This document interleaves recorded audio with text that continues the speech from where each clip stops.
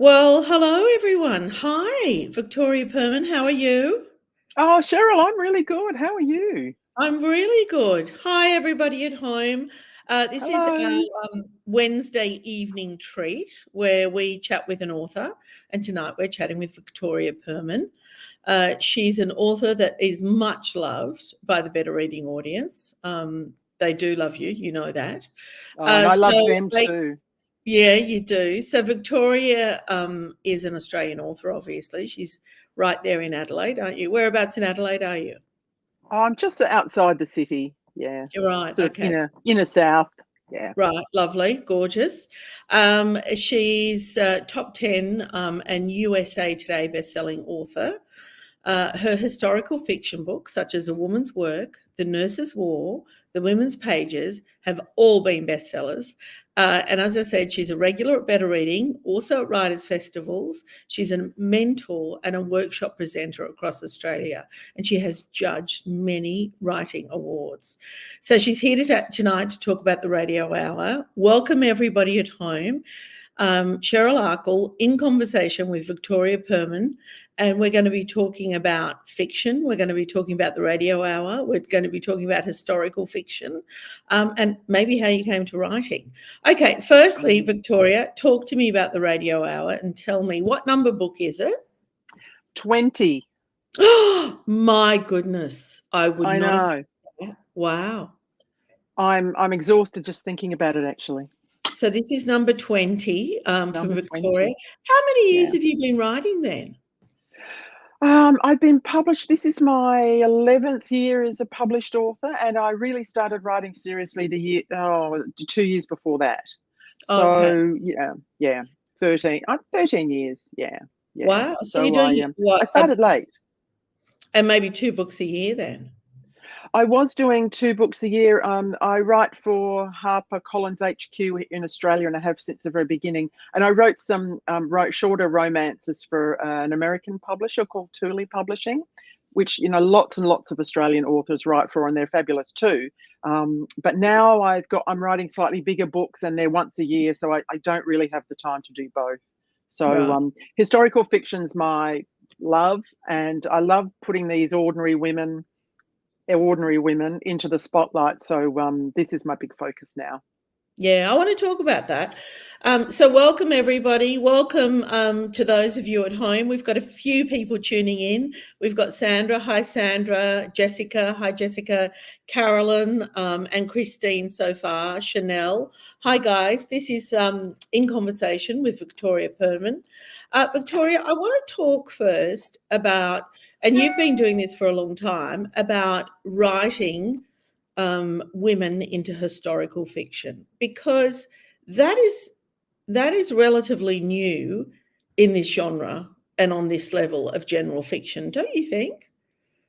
I think so, and it sort of came to me by accident. Really, it wasn't part of a really big plan, but I'm always fascinated by the women who are overlooked. I mean, in a sense, well-to-do women were the ones that were presented in history, if at all, if any women were represented in history, because the victors write the history, the victors Mm. take the spoils, and they were always men. So I think we've become much more attuned to thinking when the man gets all the credit, how much even how much did his wife do behind the scenes? I was talking about this the other day at a book event, and I mentioned that fantastic movie with Glenn Close and is it called The Writer, or where her husband is the Nobel Prize winner, and they're traveling to Sweden or to Stockholm to win the Nobel Prize. Then we find out who the writer in the family really is. And it's Mm. that kind of thing for me about bringing ordinary women into the spotlight who were the kind of invisible but indispensable women of our history, and none more so than Martha Berry in this book. I wrote her to represent the kind of army of women who, had they been born sort of 30 or 40 years later, would have been running the show, because they Mm. kind of knew everything about the whole place. I've certainly worked with women like that when I was younger and they were older. They're the ones you went to for everything. They Mm. knew how the place It's a worked. shame. It's a shame globally that more women at the moment, at this very moment, aren't running the world. I mean, Yes. we've got Hallelujah. we've got a whole bunch of old men at the moment, I and no know. one is And all that inspiring, you know. yeah, and I have this joke with my husband, and we're often sitting, we're watching the news or something's going on, and there's suits from left to right of the screen, and I always turn to him and say, "Any ladies?" Mm. No, What happened? the ladies aren't I mean, there. I often wonder, how did we get to 2024 and look at our options? I mean, look at our options in Australia. It's terrible. Things have Anyway, changed. Things have changed, but not enough. yeah, Not yeah. enough. No, I know. Let's not get me started on politics, because you know what that's like, Victoria. Hey, welcome to everybody. We've got quite a few people who Hi, have joined everyone. us. Yeah, Chanel's there. Oh, Karen Brooks is there. Hi, Hi, Karen. Karen's from Tasmania, isn't she? Yes. She's probably in front Yes. of a raging fire as we speak. Yeah. Yvonne, welcome. Kim, welcome. Melanie, welcome. Wendy, Christina. Now, let's say Christina says, "Hi, Victoria. I'm so inspired by your books and I learned so much." Now, I want to talk about that. And that's a really a good comment, Christina. Learning so much. So, talk to me about the research aspect, the non-fiction aspect of writing fiction. For me, I do a lot, and I do it because I want to be really true to the era I'm representing. For instance, this is how far down the rabbit hole I go. If I have a character, and because I write women, often they're in domestic settings, at least for part of the time, they're in the kitchen. And I think, did they have a squeezy bottle of detergent to wash the dishes? Then I go back to newspapers and magazines of the day, and I think about, no, they didn't have squeezy plastic bottles of detergent. They had bars of soap or soap flakes. Mhm. And some women the other day at a book event said their mothers had a kind of a double-sided tea strainer with a block of soap in it, and they would take it off from the sink, the straining bit of the sink, and they would Oh, wiggle it yeah. in the water Yeah. like this, wiggle it in the water, and that would provide the bubbles and the detergent in the sink. So to me, and that sounds like a really minor thing, but it's about putting everything in an order of what women had to go through, how they had to wash clothes, how they mopped the floors, how did they shop. All those things give women so much hard labor to do in those books, that no wonder women weren't running the world. They're having to shop 4 times a week for fresh meat and dairy products because they might not have had a fridge, or if they did, it was tiny. So that's part of what I do, and to do that, I look at. I love looking at All Women's Weekly magazines online on Trove. If people know that, it's a website, and it's an amalgamation of the National Library and the archives, and it's just like historical writers' heaven. And so I can go and look at real copies, scanned PDF copies of all those magazines. And so I even have to get the name of the shoes right. What were they, brogues, or were they T-bar sandals, or what fabric were they wearing in their frocks? And I just, it's a badge of honor for me when I can get that feeling so real. But it's I also think a bit if of that were yeah. me, I would get so stuck in that rabbit hole of research and nonfiction that I'd actually never get to writing. I know, and I do more of that when I'm really stuck. Yeah, I can And I think, imagine. I'll just go and look at Women's Weekly for a couple of hours, and then Yeah, I and know. get some inspiration. Hey, listen, Yes. Chanel says, "I've been really looking forward to this. I bought myself the book for my birthday and it's on my TBR list." So Oh, let's you're talk worth about, it. Buy books for yourselves, ladies. That's what yeah, I absolutely. Talk about the radio hour. Tell us what it's about. So the radio hour is set in the golden era of radio in Australia, which peaked just before TV was introduced. So this book is set in 1956, and we meet Martha Berry, who's a 50-year-old spinster who works at the ABC, which is where I originally got my first full-time job in the ABC. And she's one of those invisible but indispensable women who've worked in every department, knows how the place works. But her job is to go and help the men when they come in on higher paying and more important jobs than her. So one day she's assigned to work with a young producer called Quentin Quinn, who's literally straight out of university, because the ABC wants to create the next Blue Hills. The Blue Hills, the radio serial, was such a phenomenal success. And so she's sent to work on As the Sun Sets, which is kind of going to be the sort of sister serial. And she quickly realizes that her boss, Quentin Quinn, has no idea, is a drunk, and he's going to let this thing fall in a heap. And she is so determined to save this program, she starts ghostwriting the scripts herself. So the question for her is, does she step out from behind the microphone and take the credit for herself? And she was so much fun to write. The reason I had to write her, go ahead. Well, the reason I had to write her as a spinster, and you know that name has connotations now, very common back then, was because if she'd been married, she would not have been allowed to work. And that fact still, I mean, I have women in audiences when I've done book events, and they put their hand up and say, that happened to me. In this is in the memory, the living memory and the life experience of women who are my I readers think it's now, very, very recent. You know, it Yes. shouldn't be as recent as it is, actually. No. Let me just go through some of these. Joy Bell says, "Hi, Joy Bell." Oh, I'm saying hi to her. So happy to see you and loved all your books. Your new one is on my to be read list. We've got so many people here that are singing praise. Wendy, have loved all your books, Victoria. Haven't read Radio Hour yet. How long's it been out? It came out on May the 1st, so that's 3 weeks. 3 weeks. Yeah, 3 weeks ago, Wendy. Why haven't you read it already? I know, Wendy. What's going on, right? Okay, all right. So Sandra Scully says, a woman's work made me admire my mother and grandmother so much. There you go. Isn't it lovely when you hear directly from readers? Joy Bell says, you open our eyes as women to realise how lucky we are because of the women you write about. So the women before us. And what opportunities that they have given us. But, you know, I think that there's that, but there's also this genre now giving voice to women. There's, you know, so many people writing in the style of historical fiction from a women's perspective, and they are kind of picking the stories of the people that were written out of stories before. Oh, it's rich territory if you go looking for women who have been pushed aside from our history. And issues around what women could do, what they were forbidden from doing. That's right. Yeah, I've got a million ideas of things to do for my next books because you don't have to scratch too far. I just give you a quick example. I was doing a book event and a woman came up to me at the signing and said, I was a 20-year-old teller at the Commonwealth Bank. This was back in the day. Things have changed, Commonwealth Bank. She was training the 16-year-old boys to be bank tellers, but she couldn't be a bank teller until she was 21. Now that's going to make me angry.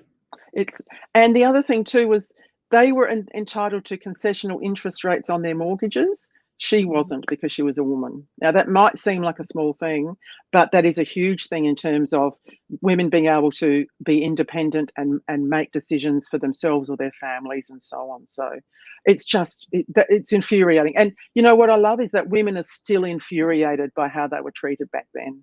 That's made me so angry now. Yeah. Yeah. Okay, Cheryl Akle, Victoria Purman. We're in conversation here. If you have any questions or comments for Victoria, please shoot them through.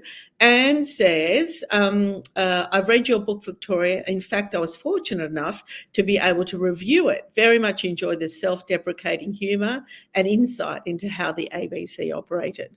So I know you worked at the ABC, and that's been an organisation that's really just, you know, had so much change over the years. Tell me about, was it based on memory or did you do research about what was happening at the time? How did you write about the organisation? Yeah, I started in 1984 and I was in the newsroom. So it was a different experience than women being in the general sort of non-newsroom areas, the administration and programs and all that sort of stuff. So I did go back and research, and I had I found some fantastic non-fiction books about women in broadcasting, women in Australian history and so on, all done by brilliant historians, which I credit at the end of the book.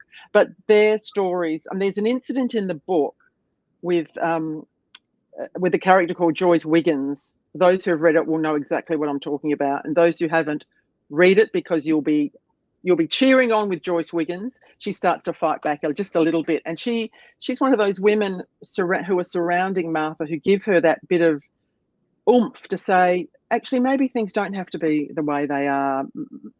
Women can start to fight back. And it's important to note that women didn't always accept what was happening to them. They were infuriated. Absolutely. They fought for years and years to make change. So it wasn't as if the people in power suddenly said, oh, what a mistake. Women shouldn't have to quit work when they get married.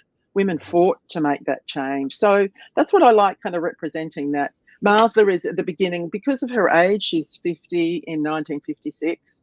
She's very used to towing the line, I guess, not doing as she's told necessarily, but she starts to see all these examples of women women she knows, and then she mentors some young women, and she starts to think to herself, why should things be the same for them as they were for me? That's not right. So that empowers her through the book to step out from behind the microphone. Oh, yeah, absolutely. Okay, let's have a look. We've got a few more comments here. Kay says, I love this book. It was an enjoyable read. I love how you bring a woman's perspective to history. I mean, that's what we're doing, right? Sandra said, when I was at university, married male students on scholarships received a greater allowance than married female students. And that's probably not that long ago. No. When I was a student journalist, that someone came along to talk to us as students from a commercial radio station in Adelaide, and there were no women on air, no women in the newsroom, and I was a bit of a bolshy 19-year-old. I said, because I was thinking about my job prospects and the prospects of all the women I was studying with. Why don't you have women at the station? And this person said, not a word of a lie.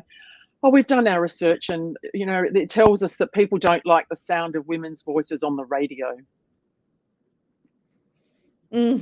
God, I know. And where is that research? And they probably interviewed men and not women. For their research. Yeah, the injustice of it all. Okay, I'm going to read a few more comments. Cheryl Akle, Victoria Purman, thanks for joining us tonight. Joy Bell says women had to leave their workplaces when they were married. That was happening too, wasn't it?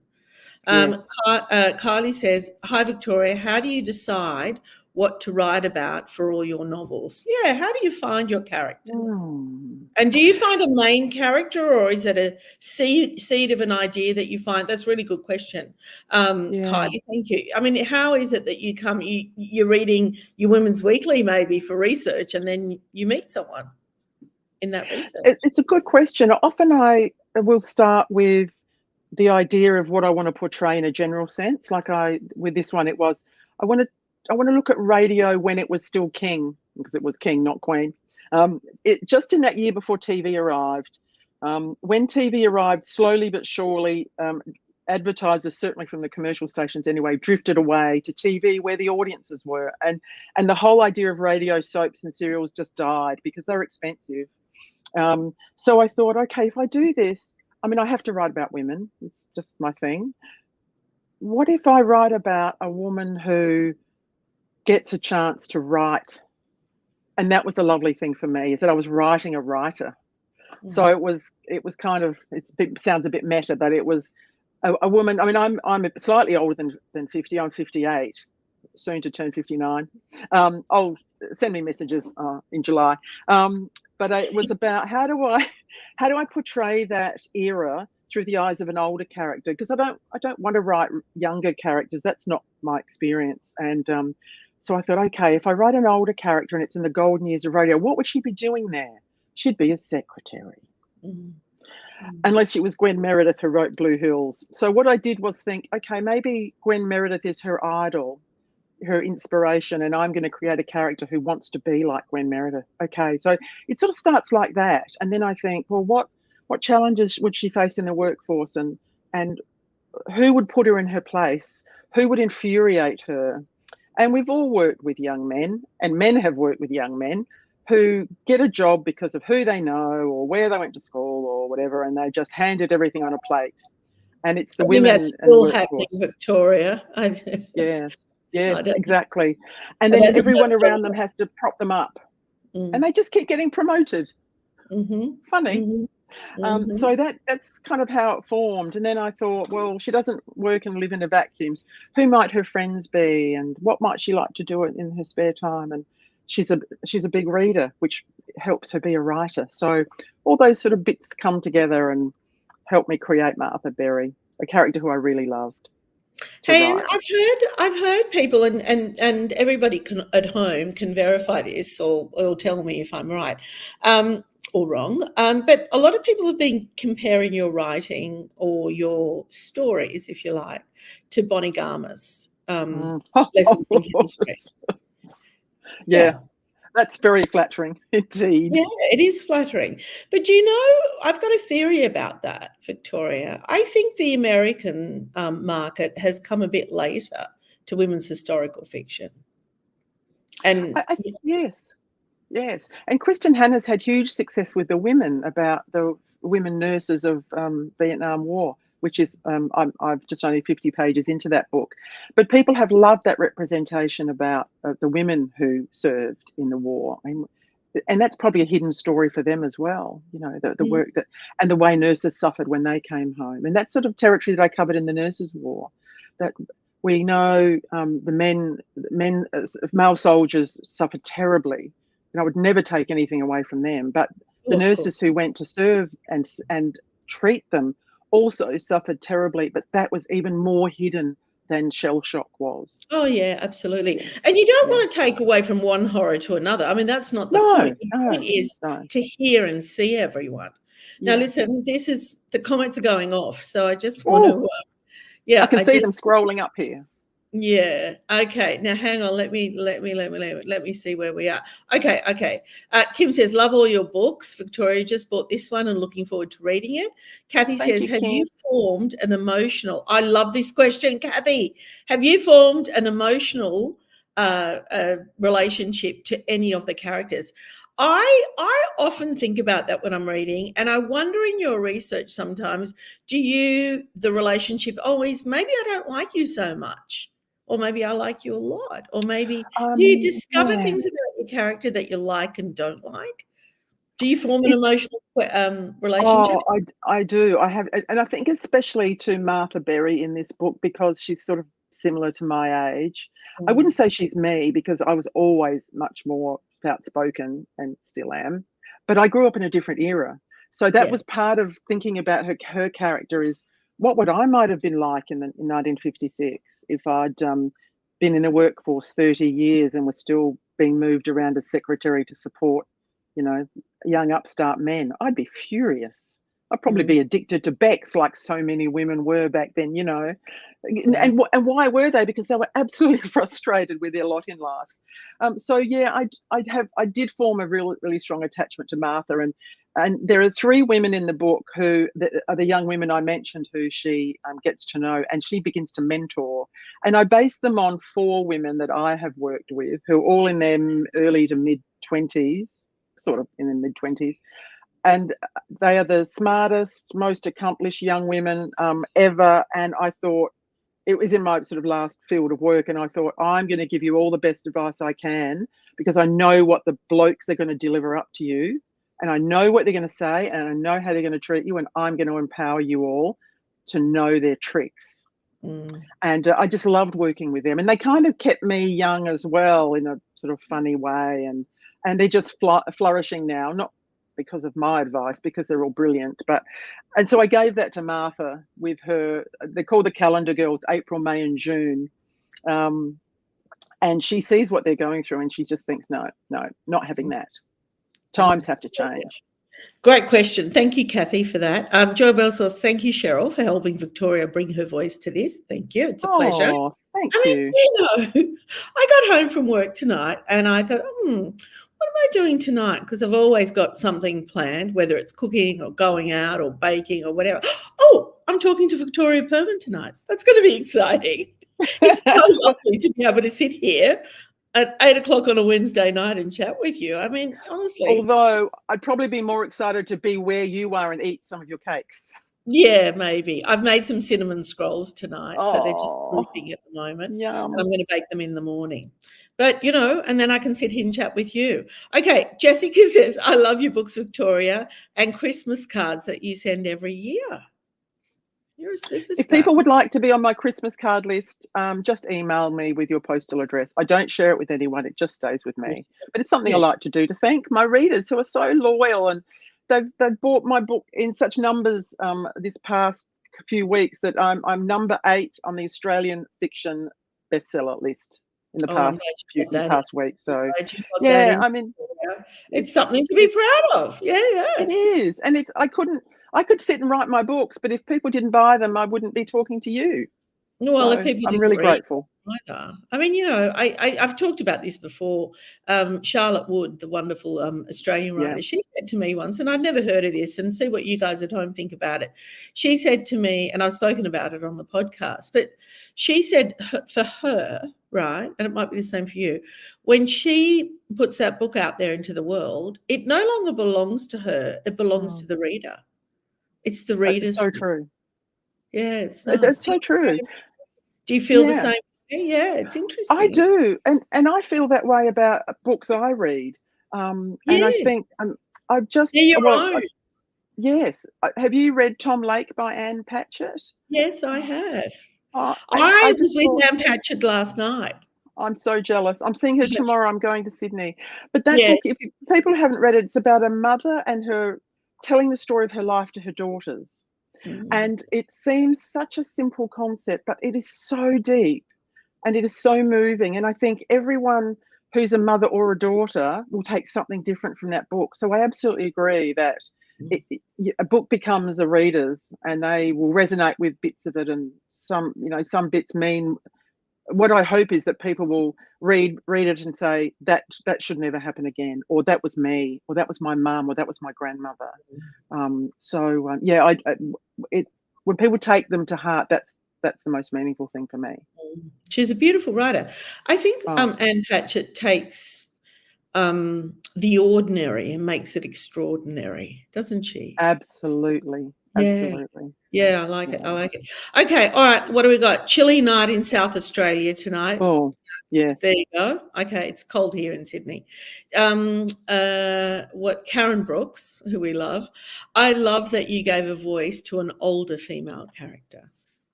Mm. That's from Karen to you, and lovely to get a compliment from another author, I'd imagine. Oh, who I admire so much, I have to say. There we go. She's a Karen superstar, Brooks' isn't books she? are Yeah, amazing. she is. And Wendy she says, does the same. Sorry, she does the same. She takes those forgotten women in history. She goes back a bit further than I do, but she puts them on the page. She brings them to life, and that's Mm. we have a lot in common in that respect. Do you know what, Victoria? I'm just going to say this, and I have said it before, but I love it how authors hold up, support, compliment.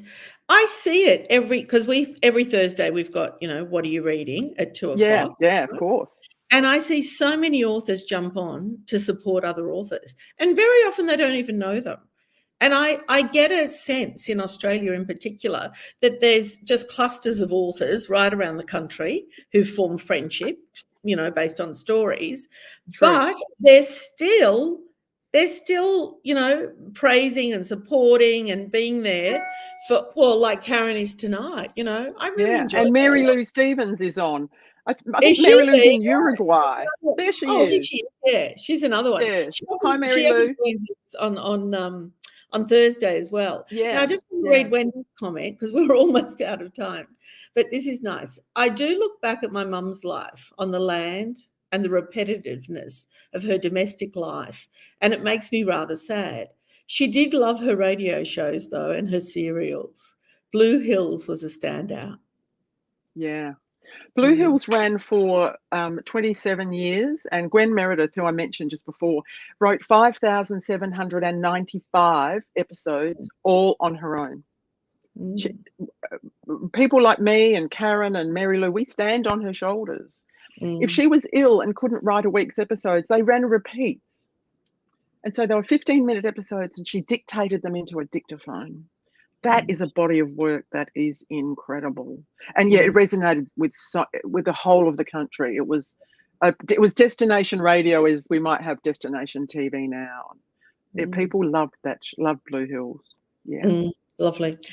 Janet says, Victoria, do you have a favourite book written by yourself, like one of yours? Do any of them stand out? And you were sad to let it go. Janet says her favourite of yours is Nurse's War. Oh, Do you have thank a you, favourite? Janet. I think it's like choosing your favourite child. You tell them all differently. You tell them each individually. Oh, you're my favourite, of course. I think it has to be The Last of the Bonagilla Girls, actually, because Oh, that right. was based on my mother's family's migration experience coming out from Europe after the war. And it was my way of kind of honouring all those people who don't think their migration stories are very big or their family stories aren't very big. But I thought that was such a brave thing to do. My grandparents came out with 5 children. They didn't know a word of English, and they got on a boat. They were born in Hungary, but they were refugees in Germany after the war. So they didn't feel, they were kicked out of Hungary, but they didn't feel German either, even though they did speak that language. So they just said, we're going to start again somewhere else. I mean, that's phenomenal. 5 children, and they weren't skilled people. They were labourers. They both worked in a weaving factory during the war. They weren't anything special. They should, if you know what I mean. But they made a life, and they've made an extended family. And I wouldn't be here if they hadn't made that decision. So, that The Last of the Bonagilla Girls is very special to me. Yeah, and my grandparents' photo is in the front of the book if people have that one. Mary Lou Stevens says, I love this book, especially having worked as a presenter for the ABC for many years. Brilliant idea, fabulous book. Kylie says, thanks for answering her questions. Actually, there's many, many more, and we are out of time. But you'll go back. You'll have a look at these comments, won't you, Victoria? I definitely will. If not tonight, then tomorrow over the next few days. So thank you so much for all your comments, everybody. I can see them scrolling on the side of the screen here. There's been quite a few people with us tonight. Thank you so much. I mean, I love chatting with you. I love chatting with our people at home. I've often got to pinch myself. I've got the best job in the world. But anyway, Victoria. No, I think I have the best job in the world. Okay, well, we're going to have to fight over that. Victoria Purman, thank you so much. Thank you to everybody at home for your comments and your questions. And hopefully we'll see you tomorrow at 2:00 for What Are You Reading? Thank you, Cheryl. Thanks to you and your team, who are such brilliant supporters of Australian writers. We never forget that or take it for granted.